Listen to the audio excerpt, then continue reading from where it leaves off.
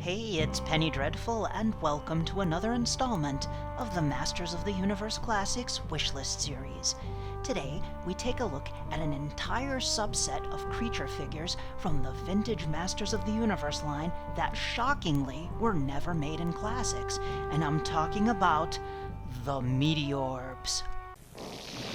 Now, He-Man unleashes the Meteorbs. Transforming creatures with prehistoric features. Heroic Meteorbs, each sold separately. New from Mattel. Not so fast, He-Man. My Meteorbs transform into evil beasts. Meteorbs, new from the Masters of the Universe. Watch the battle unfold. Originally a Japanese toy line called Tamagoras from Bandai, these orb-like figures were released by Mattel as part of the Masters of the Universe toy line in the 80s. They were reimagined as transforming meteors, 9 of which were based on animals and 1 of which was a robot. They had a transforming gimmick and could turn from animal or robot into the form of a flying egg-shaped meteor. The heroic Meteorbs were Comet Cat, Ty-Grrr, Cometroid, Astro Lion, and Tuskor. The evil Meteorbs were Dinosaurb, Gore-Illa, Orbear, Rhinorb, and Crocobite. But how about I bring in an expert on these characters? The Meteorbs' #1 champion, co-host of the Fans of Power podcast, and longtime action figure customizer, see the link in the description, by the way. Of course, I can only mean Joe Amato. Take it away, Joe. The Meteorbs, the only faction that haven't been represented in the Classics line. Part of Masters of the Universe and Princess of Power history.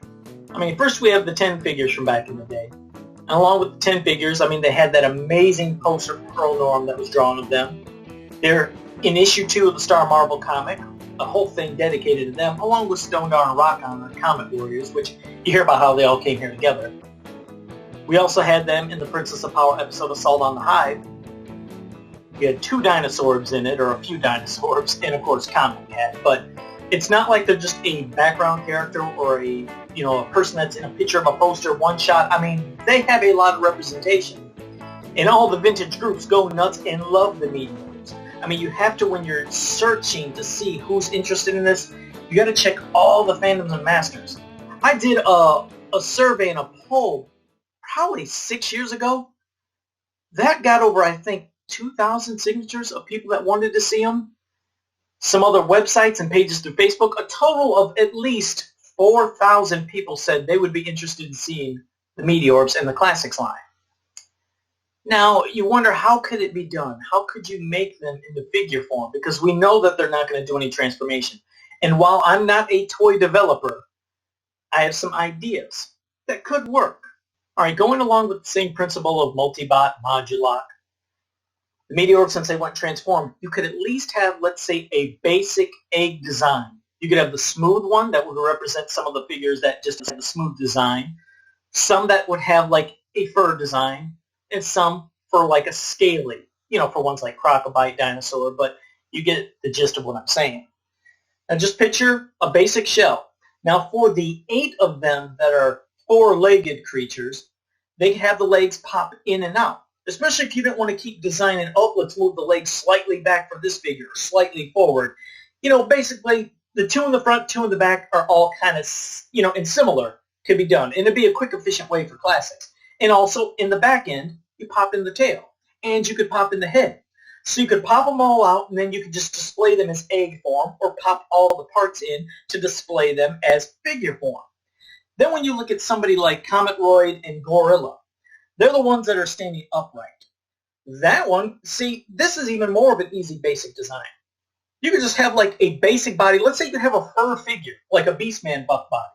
But the shell would be the armor for the front and back, and you snap it in, and that's what you get. Boom. It'd have that bulbous egg design, as they have.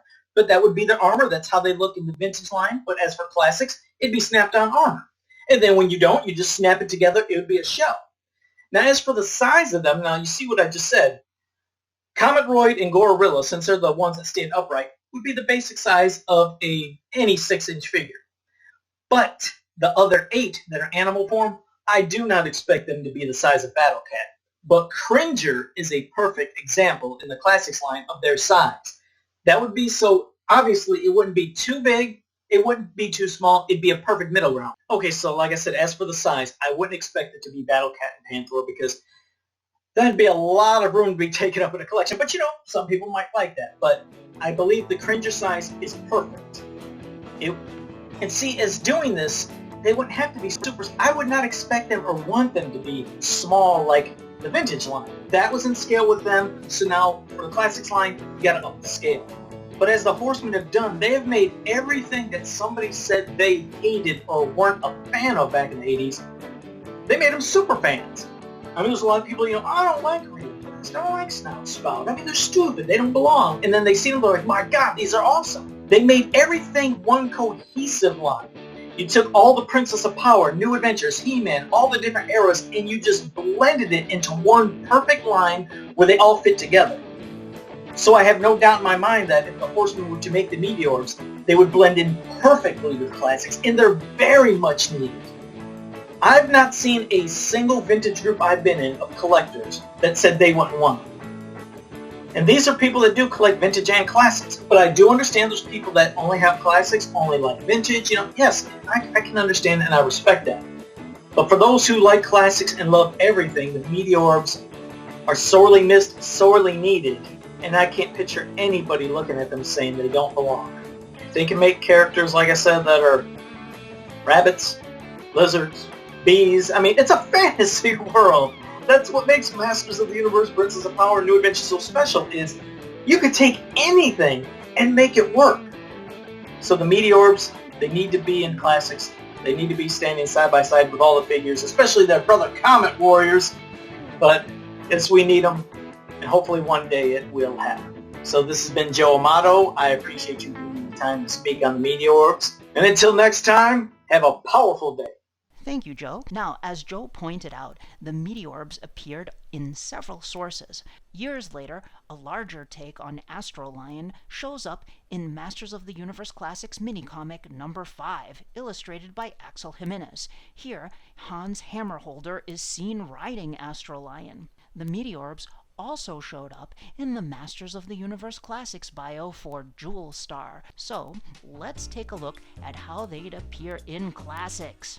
We've actually already seen them in Classics with the Hans Hammerholder Easter egg I showed you earlier. Get it? Egg, Easter egg.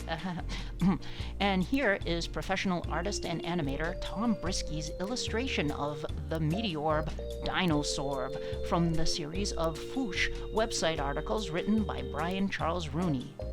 Wow, this really captures for me how they'd look in Classics and even includes a really cool size comparison. This is just incredible. My feeling is they could release 5 2-packs with good versus evil Meteorbs in each one, like they did with Rotar and Twistoid and Snake Armor He-Man versus 2000X King Hiss. In any case, it's an outrage that these have not been made yet. See the contact info on the screens and let Mattel know that you want Meteorbs. And to drive the point home, here's Skeletor. This is Skeletor, Overlord of Evil. Now, if you don't support having the Meteorbs in the Masters of the Universe Classics line, then you're not a true Masters of the Universe fan. You're a shithead.